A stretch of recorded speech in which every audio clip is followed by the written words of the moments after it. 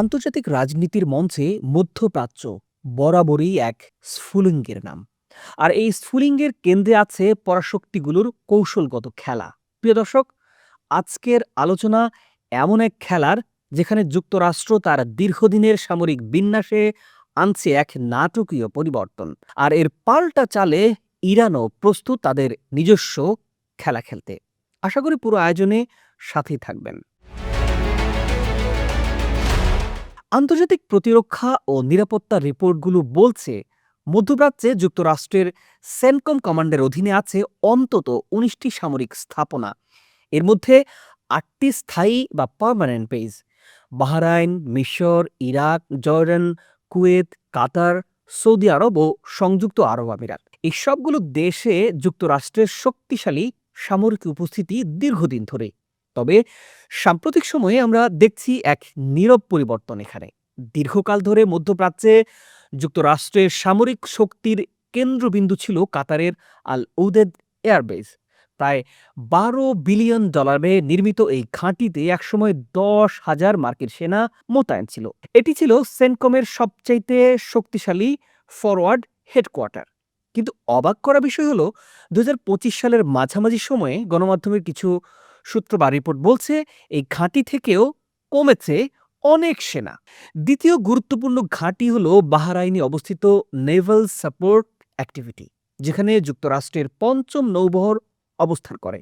৭ থেকে ৯ হাজার সামরিক সদস্যের স্থায়ী মোতায়েন থাকা এই ঘাঁটিতেও এখন আগের মতো সক্রিয়তা নেই। তবে কুয়েতের ক্যাম্প অ্যারিফেজন ও আলী আল সালেম, সংযুক্ত আরব আমিরাতের আল দাফরা এবং সৌদি আরবের প্রিন্স সুলতান এয়ারওয়েজ, এসবগুলো এখনও যুক্তরাষ্ট্রের জন্য অত্যন্ত গুরুত্বপূর্ণ বেজ।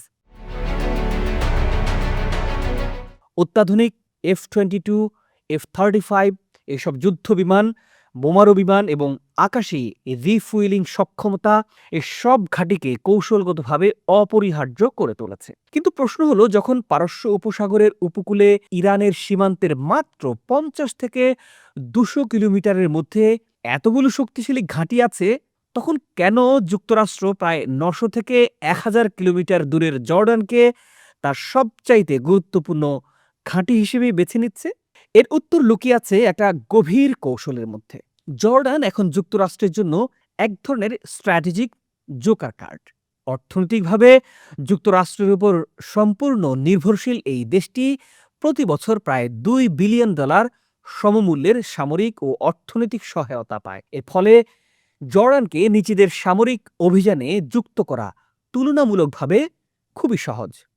ভৌগোলিকভাবে অবস্থান জর্ডানকে আরও বেশি গুরুত্বপূর্ণ করে তুলেছে।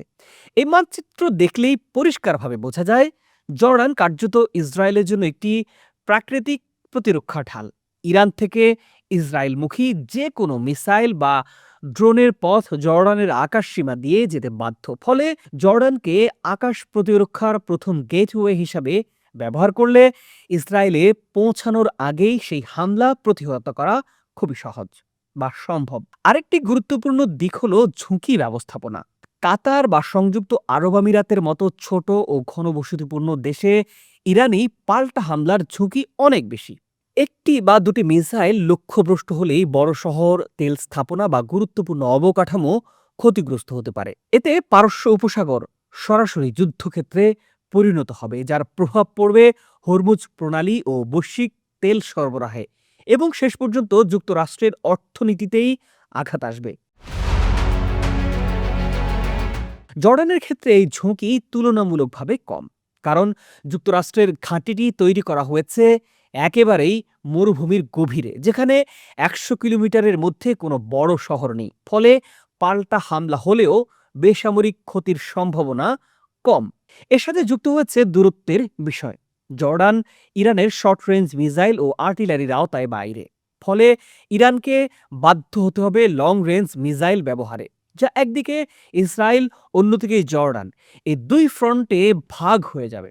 এতে ইরানের আক্রমণ সক্ষমতা বিভক্ত হবে ও যুক্তরাষ্ট্র ইসরায়েল প্রতিরক্ষা জোরদার করার সুযোগ পাবে। তবে এখানেই শেষ নয়। যুক্তরাষ্ট্রের এই সমীকরণ পাল্টা হিসাব ইরান বহু আগেই কষে রেখেছে। সরাসরি জর্ডানে পূর্ণ মাত্রার হামলার বদলে ইরান তাদের প্রক্সি শক্তিগুলোকে সামনে নিয়ে আসতে পারে। বিশেষ করে ইয়েমেনের হুথি গোষ্ঠীকে।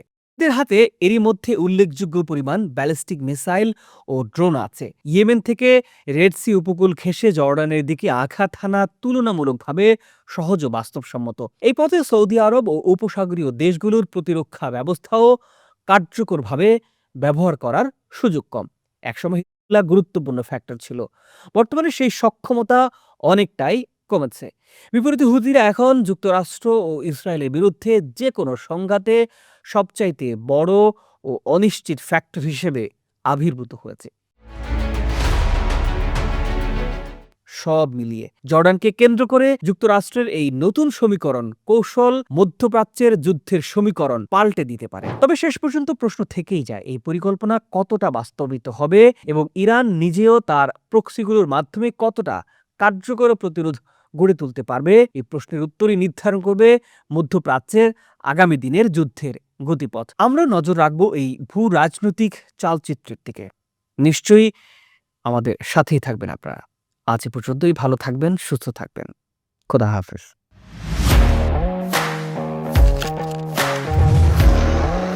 প্রফেশনাল স্টুডিও খুঁজছেন? ঢাকার প্রাইম লোকেশন নয়াপল্টনে দেশ সমাচার স্টুডিও আপনার কন্টেন্ট প্রোডাকশনের নির্ভরযোগ্য ঠিকানা। এখানে পাবেন 4K ক্যামেরায় মাল্টি অ্যাঙ্গেল রেকর্ডিং, আছে গ্রিন ও ব্ল্যাক স্ক্রিন সেটআপ, উন্নত মানের মাইক্রোফোন ও sound proof voice over booth. আপনার পছন্দ মতো স্টুডিও ডিজাইন করার সুযোগও থাকছে। Hazrat Shahjalal news content, talk show, interview বা পডকাস্ট যা কিছুই করেন এখানে পাবেন প্রফেশনাল সেটআপ আর ফুল এডিটিং সাপোর্ট। আপনার চাহিদা অনুযায়ী বুক করতে পারেন আজই। কল কিংবা হোয়াটসঅ্যাপ করুন এই নাম্বারে 017202106557। ভিজিট করুন আমাদের ওয়েবসাইট ও ফেসবুক পেজ।